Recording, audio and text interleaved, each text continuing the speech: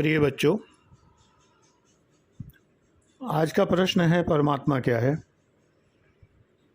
परम आत्मा है परमात्मा, आत्माओं से बड़ी आत्मा, आत्माओं का योग महाआत्मा। परमात्मा के रूप में भगवान कृष्ण कहते हैं कि अहम आत्मा गुडाकेश सर्वभूता से स्थिता, मैं ही सभी प्राणियों में स्थित आत्मा हूँ। परमात्मा आत्मा का एक विशाल रिजर्वायर हैं, भंडार हैं। सामान्य तौर पर समझाने के लिए श्रीमद् भगवद गीता में कह दिया गया है कि वासांसि जीर्णानि यथा विहाय नवानि गृह्णाति नरोपराणि, यानी आत्मा एक शरीर को छोड़कर दूसरे शरीर में प्रवेश करती है। लेकिन अगर तर्क की दृष्टि से देखें तो फिर तो जितने शरीर हैं वो कांस्टेंट होनी चाहिए संख्या। एक शरीर की मृत्यु हुई, आत्मा निकली, दूसरे शरीर में प्रवेश कर गई, नया जन्म हो गया। लेकिन विश्व की जनसंख्या लगातार बढ़ रही है, प्राणियों की जनसंख्या भी लगातार बढ़ रही है।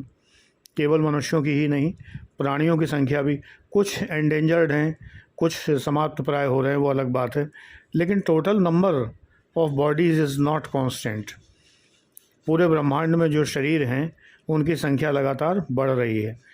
तो ये जो नई आत्माएं कहाँ से आती हैं, शरीरों में नई आत्माएं कहाँ से आती हैं, ये परमात्मा से आती हैं। परमात्मा ही वो भंडार हैं जहाँ से आत्माओं को इशू किया जाता है ना। आजकल की भाषा बोलें तो इशू किया जाता है कि ये आत्मा इस शरीर में जाएगी, और फिर वो आत्मा मरने के बाद वहीं समा जाती है।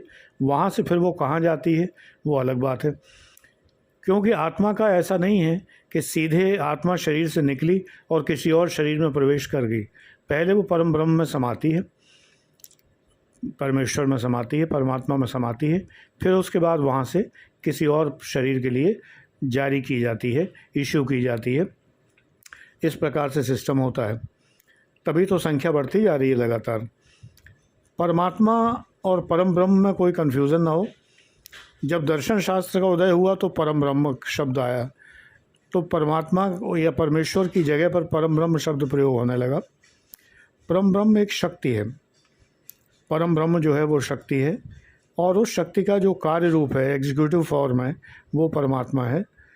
परमात्मा तीन रूपों में हमारे सामने आते हैं, ब्रह्मा विष्णु महेश के रूप में आते हैं। तीन उनकी एग्जीक्यूटिव पावर्स हैं, उन तीन पावर्स के रूप में आते हैं, क्रिएटर और पालनहार और डिस्ट्रॉयर, इन तीनों के रूप में आते हैं। परमात्मा सामान्यतः हम लोग भगवान विष्णु या भगवान शिव को या कृष्ण को कहते हैं, क्योंकि हमारे धर्मशास्त्रों में कहीं शिव को परमात्मा घोषित किया गया है, कहीं पर भगवान विष्णु को घोषित किया गया है, और भगवान विष्णु के अवतार के रूप में श्री कृष्ण को घोषित किया गया है। जैसी जिसकी श्रद्धा है परमात्मा को वैसा मान लेता है। असल में वो देवता हैं, अवतार देवता होते हैं, परमात्मा के स्वरूप होते हैं। तो जब स्वरूप हैं तो परमात्मा मान लिया जाता है, इसमें कोई विवाद नहीं है, कोई इसके अंदर भ्रम की स्थिति नहीं है। लेकिन परम ब्रह्म एक दार्शनिक कंसेप्ट है। जब दर्शन शास्त्र का उदय हुआ, जिसने भक्ति को विनाश किया, भक्ति को सत्यानाश किया, हम तो यही कहते हैं। दर्शन कतई आवश्यक नहीं है जीवन में, बिल्कुल नाम मात्र के लिए। अध्यात्म में दर्शन की कोई आवश्यकता नहीं है। जीव अजीव, आत्मा निर्जरा, पुद्गल और इन सब चीज़ों को अध्ययन करने से हमें कोई भी विशेष भक्ति का ज्ञान नहीं होता है। एक ही बात है, एक हमारा परमेश्वर है, परम ब्रह्म है, जिसने हम सबको जन्म दिया है। हमें उसमें आस्था रखनी है, हमें उसमें विश्वास रखना है, हमें उसकी भक्ति करनी है। बस मरने पर वहीं समा जाना है, वहीं पर जाने की कामना करते रहना है, उससे डरना नहीं है। वो हमारा पिता है तो हमें डरने की आवश्यकता नहीं है। मुख्य बात ये है, दर्शन के पचड़े में पड़ के और तमाम सारे प्रश्न, मन, माया और जीव और ये वो तमाम सारी चीज़ें, फिर उनके अंदर बहुत सारे विस्तार, इन सब की कोई आवश्यकता नहीं है। माया है, संसार है, जो हमें परम ब्रह्म से मिलने से रोकता है, परम ब्रह्म से मिलने से दूर भगाता है। तो हमें उस संसार को थोड़ा कुछ ही समय के लिए प्रतिदिन भुला देना चाहिए। इसी को ध्यान कहते हैं, मेडिटेशन कहते हैं।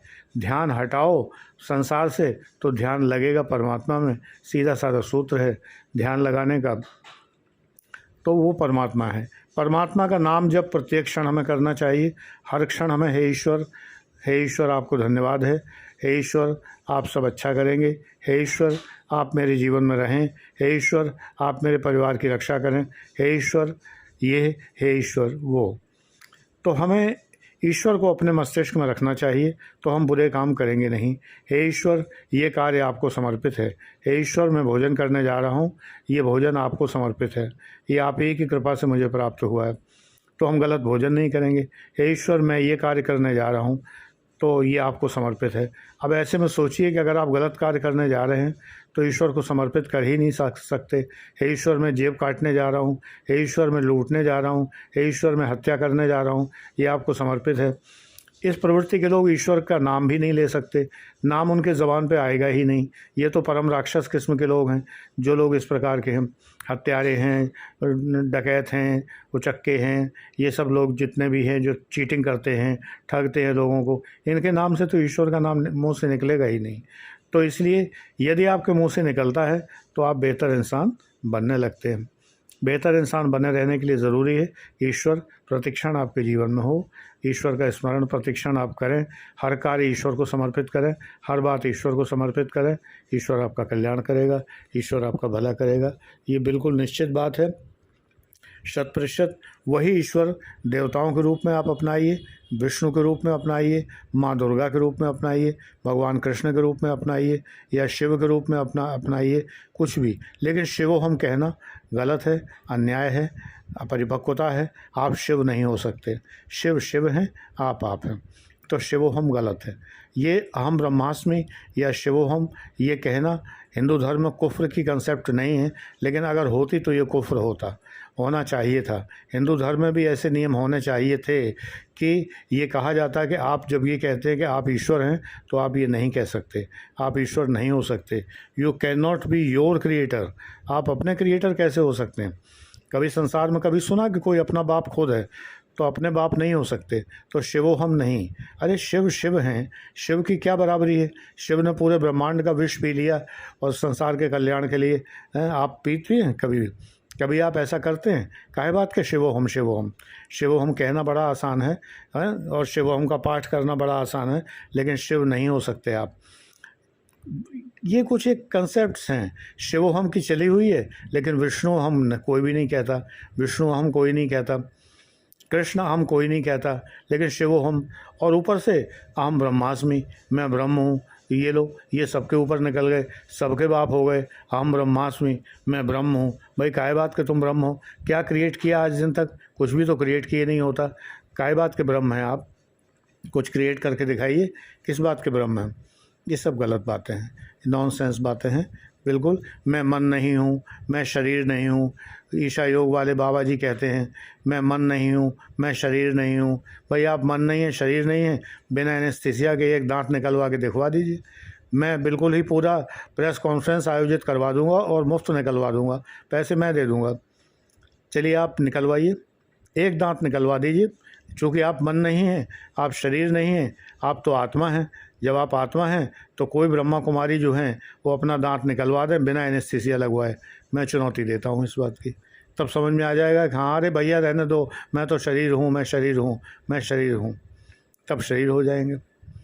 ये सब व्यर्थ की बातें लोग करते हैं।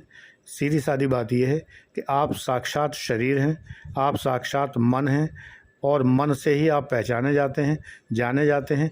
इस मन को आपको कंट्रोल करना है, इस मन को ईश्वर में लगाना है, माया से दूर रखना है, ब्रह्म या ईश्वर में लगाना है, बस यही ध्यान रखना है। God bless you.